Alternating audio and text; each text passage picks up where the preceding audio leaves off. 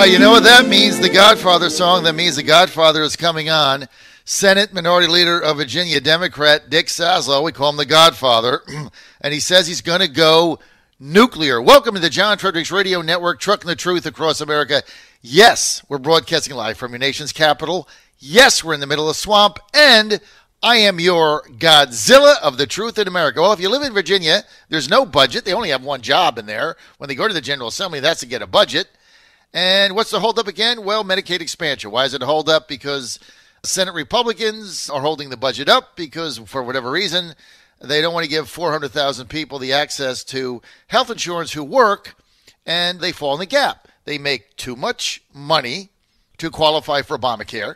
They make too much money to qualify for Medicaid, so they have, many of them, two jobs, minimum wage jobs, some of them, and their companies don't provide any insurance, so they fall through the cracks. They get nothing. They're uninsured, and they go to the health wagons. Now, we did a poll, and we found that 85% of these particular people that voted for Trump. So as the chairman of the Trump campaign in Virginia, I'm just not going to kick him to the curb. That's why I'm in favor of Medicaid expansion. They voted for this president because they believed he was going to better their life, period. Now, Kirk Cox, what he's done, he's the conservative Speaker of the House from Colonial Heights. So Kirk Cox negotiated with the governor, in good faith, a Medicaid expansion program that has in it a litany of conservative reforms, especially work reforms, that were negotiated with the governor and with other senators and House members and with the Trump administration. So we have a Medicaid expansion plan that is more conservative than Mike Pence has in Indiana. By the way, if it's good enough for Mike Pence, I don't know why it's not good enough for us. That's good enough for one of the most conservative governors in the country, Matt Blevins of Kentucky. He negotiated it. Ours is better than even his is. That's good enough for Matt Blevins. It's good enough for us. But yet it stands going nowhere. There's no budget. And to sort this out, he says he's going nuclear. I love that. He's going nuclear. The Godfather, Senator Dick Saslaw. Senator, great to have you. Well, it's good to be here, John. So you're going nuclear. You're going nuclear. Tell us about how this works. Well, first of all, let me make this clear. This is not my first choice by any stretch of the imagination. And, I'm still hopeful that Senator Norman, who's a good friend of mine, can find some way to have a meeting and get something out onto the floor that we can deal with, one way or another. Discharge would work like this. It would be a motion to discharge the Senate Finance Committee and bring to the floor the House Bills 5000 and I think it's 5001. And we then essentially become a committee of the whole. And the vote then becomes the passage. Now, when you bring it out to the floor, it's instantly in the amendable stage. And so then you have a vote, and then, of course, you have to advance it after you've amended it.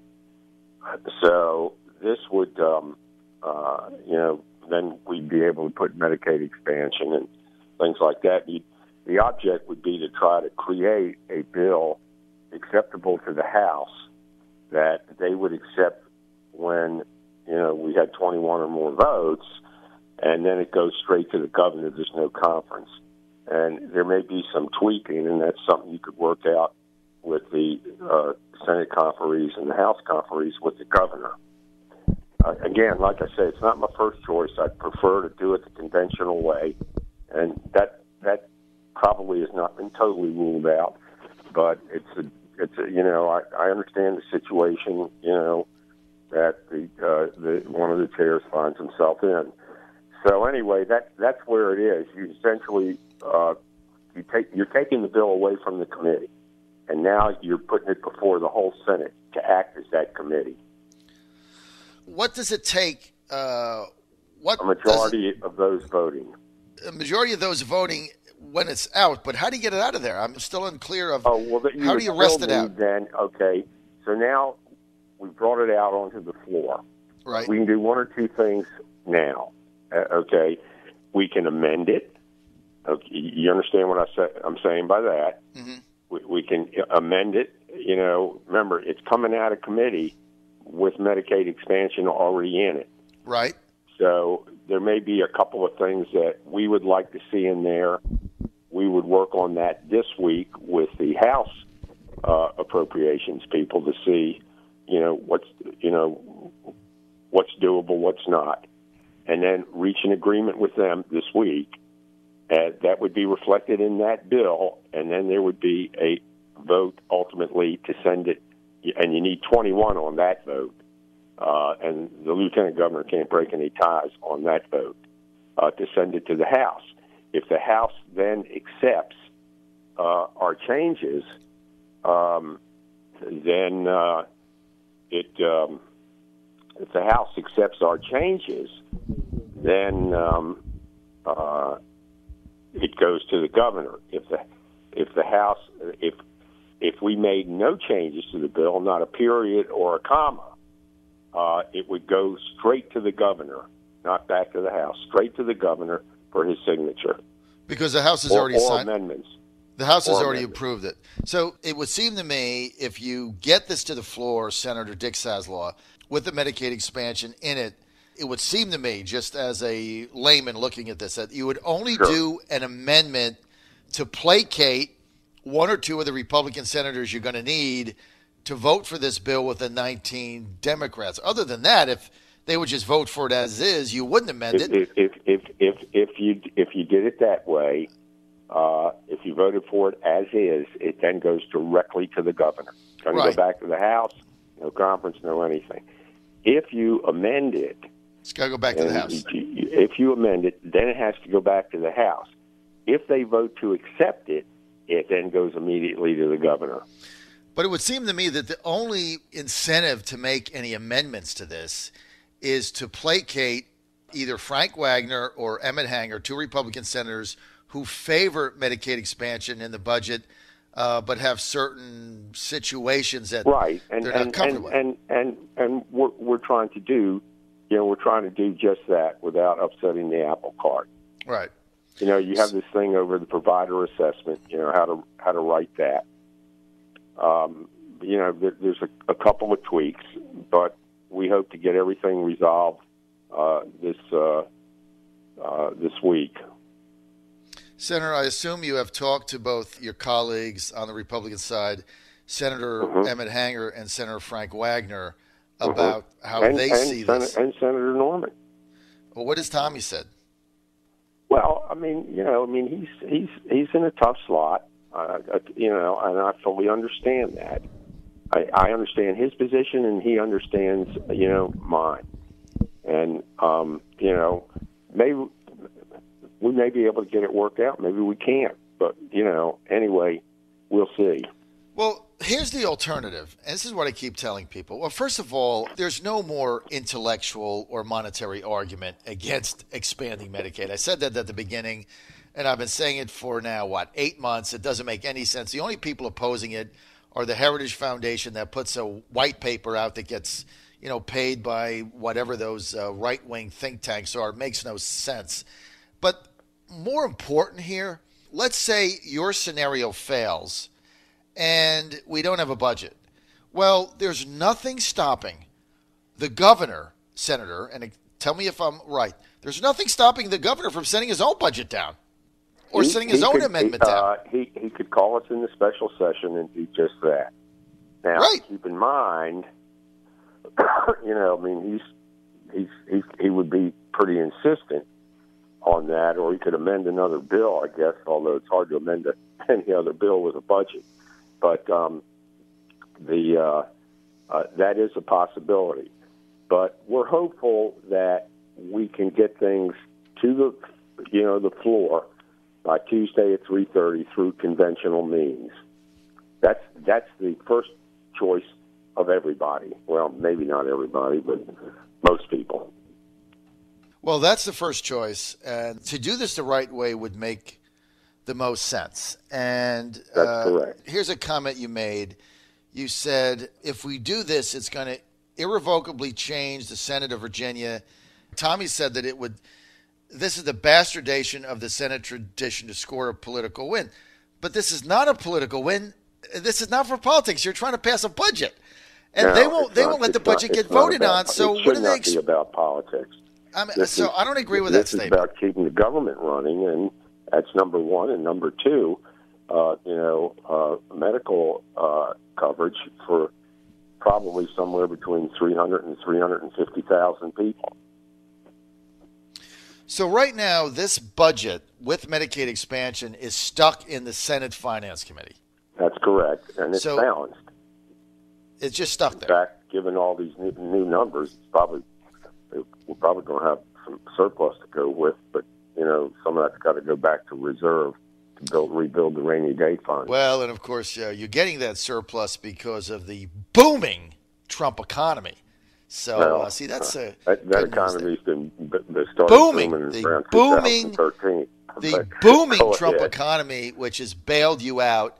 And I know deep down you're really excited about the Trump economy and all the jobs that are coming to Virginia. And, the revenues are exploding, and it's just fabulous. People going back to work, and I know you're really excited about it, Senator. We have not been gaining jobs. Okay. Well, wait a minute. You got a Democratic governor. You gained jobs under McAuliffe. Why don't you bring McAuliffe back? What we did, we gained a net of some, but because of the sequestration imposed by a Republican Congress, we lost a boatload of defense-oriented jobs. I mean, Terry had us moving in the right direction. And wait a minute. The president just passed. The right direction is that we can't rely on the Defense Department. The president just passed the biggest defense spending increase in defense spending in history. I mean, I don't know what you're talking about. I love you to death, but that's just not true. It's hardware that we don't build. Look, Senator, it's a ship. Nobody is going to get mad. We don't build planes, and now Boeing with this damn embargo, Iran's going to wind up buying 820s from the British, that consortium of British, French, and Chinese. Oh, so now because Iranians aren't buying planes from us, the economy's going down. Senator, I love you to death. It's okay to admit that the Trump economy is booming. That's okay. Less a hardware country. Besides, you still owe me dinner from 2016. I definitely owe you and Ann, right? Ann, I haven't forgotten. I owe you 2 dinner. I sure do. 2 I years. will admit that. Even Terry McAuliffe paid. Even McAuliffe paid his debt to me at the mansion. When I get down to Newport News, I will refurnish. I will pay that debt, John, that I owe to you and Ann. Somebody else owes me dinner too. One of the House members, Danica at Rome, she owes me dinner also. Is that right? Yeah, that's right. She owes me. I got a lot of dinners. That's why I can't lose any weight. I keep winning dinners from everybody. All right, look, Senator, that's a whole nother topic, my weight. I got 3 minutes. This thing is getting old. There's no budget. There's no Medicaid expansion. We go round and around. How do you get this done? What is the pathway here to get a budget and get Medicaid expansion so we can all move on with the life? John, the best way is if we can get a bill out of finance in the conventional manner. Even if the majority on there amends it so it doesn't have Medicaid expansion, it comes to the floor, that's where we have a majority, and we can amend it and put Medicaid expansion back in. But the best way is to have it come out of committee the conventional way. I mean, that's been our intention all along. When it got to the floor, we would amend it. And we have the votes to do that. At least I believe we do.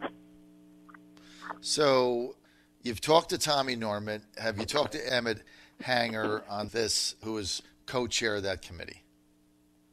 I've talked to them both. And, I mean, we all know what the preferred method is, and we all know that we can't, keep going forever with no budget and no Medicaid expansion. Doesn't make any sense.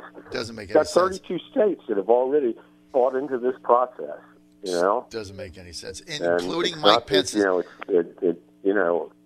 the Trump administration is trying to sabotage the exchanges, but that's politics, unfortunately. but we've got something we need to get done here. I mean, what I don't understand, the polling numbers, depending on whose poll it is, show between 73 and 83% of the voters favor the expansion of Medicaid. We're paying, if you sell stock and your income is above a certain level, you're paying an extra almost 4% on that, plus on your income, and dividend income, as a result of Medicaid expansion. So our tax money is going to support it in other states, which doesn't make a shred of sense. So here's the bottom line here, okay? About 80% of Virginians in every poll that's been done, that's about the average, favor Medicaid expansion, and 85% of those that would be that fall into the Medicaid expansion pool, which is about 400,000 Virginians, 85% of those 400,000 are eligible, and somewhere between 75 and 80% will sign up. That's right. And of those, 85% of those voted for Trump, right? Those are my voters. Those are our voters. This whole thing doesn't... There's probably a good chance your numbers are right. 85% of those working people voted for Trump to get a better life. And this argument that somehow... I just have to say this in 20 seconds. This ridiculous argument that they want to stay in poverty and they're not going to move up the economic ladder so they can get free insurance is such an asinine.